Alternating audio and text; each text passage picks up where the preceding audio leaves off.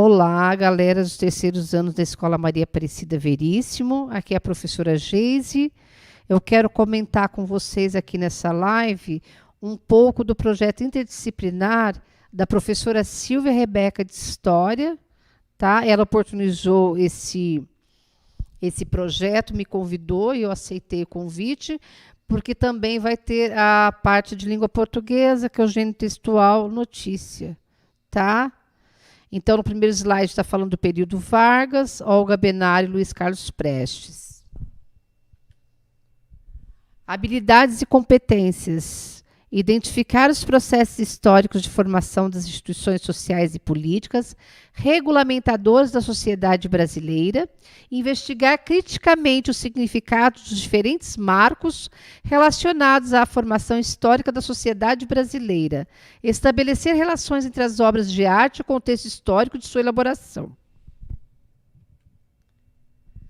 Dúvidas vocês podem tirar no e-mail da professora Silvia Rebeca, que está oportunizado na atividade na plataforma MAVE, no site da escola, ou no meu WhatsApp, chamada de vídeo, no horário do noturno. Eu estou à disposição de vocês para dirimir as dúvidas.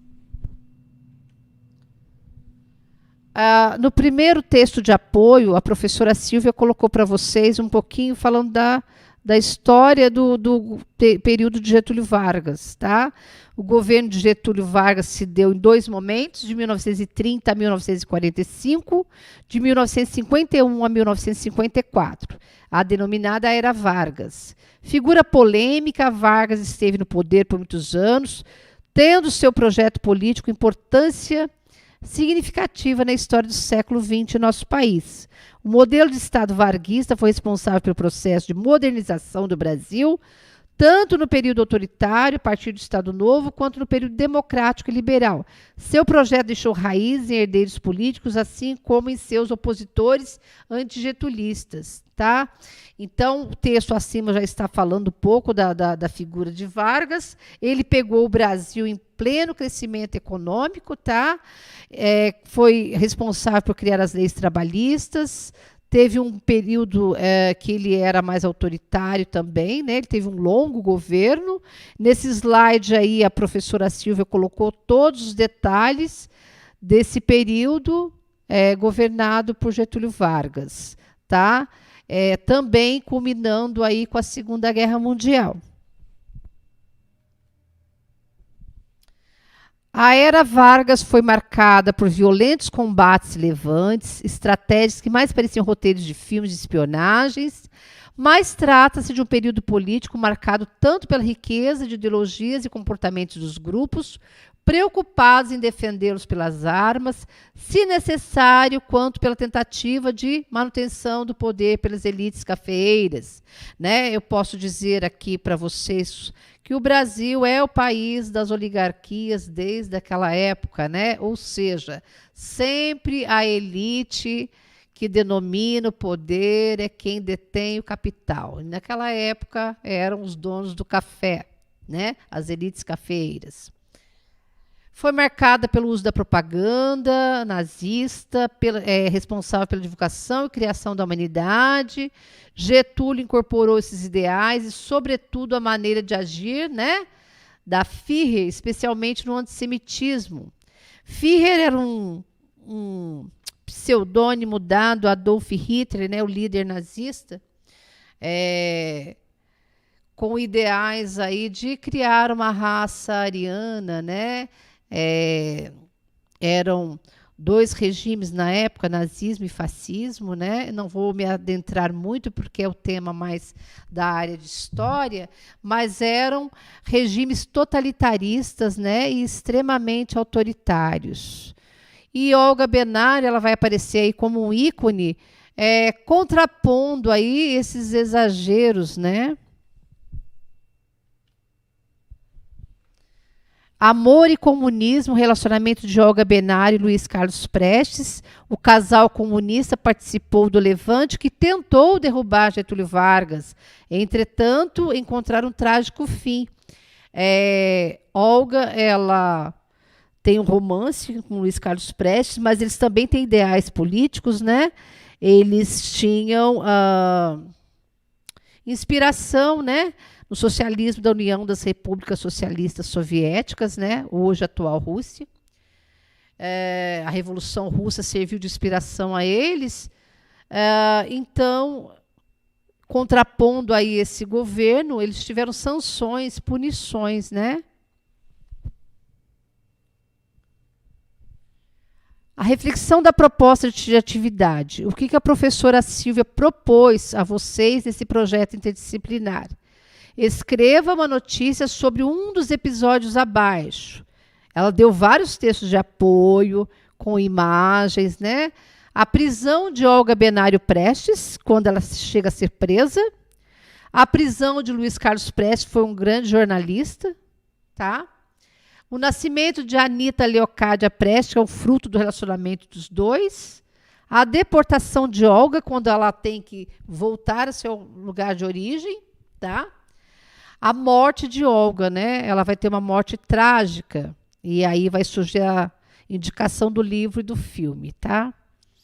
Para saber como escrever corretamente uma notícia, acesse o link abaixo. A professora Silvia Rebeca teve o cuidado de oportunizar para vocês um link tutorial de como escrever uma notícia. Mas eu, professora de língua portuguesa, vou dar para vocês também uma explicação aqui um pouquinho mais direta. Aí a sugestão do livro, né, Olga, e do filme. O filme a protagonista do filme é a atriz Camila Morgado. Eu já tive a oportunidade de assistir, é um filme muito interessante, né, que mistura política e relacionamento, né, de um casal forte, com ideais de igualdade, né, com ideais de uma sociedade mais equalizada, né, e justa. Então, vamos dizer assim que esse filme vai dar a vocês um bom suporte para criar aí essa notícia. Vocês vão escolher somente uma, tá? Na atividade que eu coloquei, só para confirmar a atividade da professora Silvia, eu me equivoquei em relação à data. A data de entrega é 21 de agosto, então vocês têm um bom tempo aí para pensar, para articular essa notícia, tá? E esse filme ele vai dar para vocês um bom suporte na hora de elaborar a notícia. É uma história muito bonita, uma história forte, tá? E esse tema ele cai em provas de Enem, cai em vestibular, tá? A história ela está presente o tempo todo nas provas, tá? E vocês têm que adquirir esse espírito crítico aí. Características do gênero notícia, agora propriamente dito, né, na área de língua portuguesa, como criar a notícia, né? A notícia é curta, ela tem que ser curta, apresenta nível de linguagem corrente, nem muito rebuscada, muito erudita, nem cheia de vícios, tem que ser uma linguagem sintetizada, direta. Ela deve ser objetiva, impessoal. Você não usa a primeira pessoa em notícia, você não coloca a sua opinião pessoal.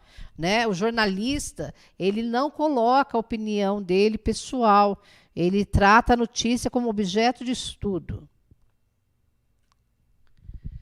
Qual que é a estrutura da notícia, né? Primeiramente, você tem que colocar o título ou manchete. O título tem como objetivo chamar a atenção do leitor para a notícia, tem que ser um título atraente. Não confunda título com tema. Tema foi o que a professora oportunizou para vocês. Escolherem um dos 5 temas para criar a notícia. O título é você que vai dar, é o nome que você vai dar à notícia, tá? Tem que ser um título atrativo para que o leitor se atente à notícia. O subtítulo ele complementa o título com mais alguma informação importante. Tá? É bom ter um subtítulo. O lead é o primeiro parágrafo da notícia, né? Ele responde as perguntas: para quem eu vou escrever, o que eu vou escrever, onde se deu o fato, quando, né? Qual momento histórico isso aconteceu. Então, ele tem um resuminho, aí o lead, o primeiro parágrafo, é um resuminho da notícia, tá? Ele antecipa. O corpo do texto é o desenvolvimento da notícia em si, né? Aí você vai colocar por que, né, aconteceu isso, né? O porquê, para quê, qual que é o objetivo dessa notícia, né? Informar o público ah, de estudantes, informar leitores, né? Então, existe o objetivo. E não colocar aí a primeira pessoa, tá? Sempre usando outras vozes, né? Percebe-se que nesse período histórico aconteceu tal coisa, nota-se que a sociedade brasileira naquela época. Então, você não se coloca diretamente numa notícia. E a notícia tem que ser curta e objetiva, tá?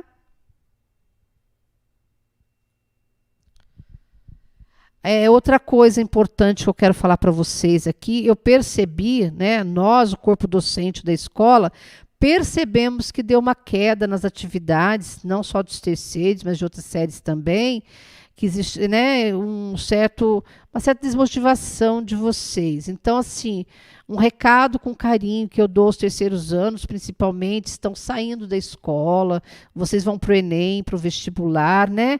Não deixe de cumprir as atividades da plataforma, do site da escola, tentar interagir para tirar dúvidas, né? Cada professor, à sua maneira, está dando o seu melhor, está fazendo o que pode para comunicar com vocês. O período é de cuidado com a saúde, sim, mas a escola também ela acontece da mesma maneira, né? Ainda que de forma remota. Então, eu gostaria que esse bimestre, né, o terceiro bimestre, tivesse mais adesão dos alunos dos terceiros anos nas respectivas atividades aí. Crie uma rotina de estudos, né? Oportunize aí momentos que vocês podem trocar, interagir com os colegas aí através de plataformas digitais também.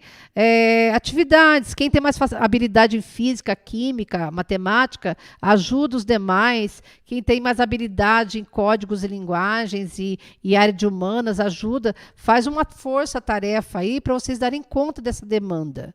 E também vou falar da AP de língua portuguesa, tá? Vai realizando a AP de língua portuguesa, mandando para os e-mails dos professores de área, né, de português e matemática. Vamos nos atentar aí que nós temos ainda 2 bimestres para recuperar essas notas, tá? Quem não realizou atividade, tentar colocar em dia, fazer essa força-tarefa aí, que no final a gente dá conta. É um pouquinho mais trabalhoso, mas nós precisamos dessas devolutivas de vocês, precisamos terminar esse ciclo do ensino médio aí. Esse recado é bem direto aos terceiros anos, tá? Vocês estão no último ano da escola, não vão perder aí o entusiasmo. Eu sei que o momento é delicado, é difícil, mas nada é impossível quando a gente tem um pouco de boa vontade, né? Tem alunos que trabalham fora e estão conseguindo dar conta do recado, né? Eu sei que é difícil, que é complicado, mas vamos tentar aí dar uma levantada nesse índice do terceiro bimestre aí de devolutivas de atividades, tá bom? Qualquer coisa eu estou à disposição de vocês. Um grande abraço. A professora Silvia fez esse projeto com muito carinho, tá?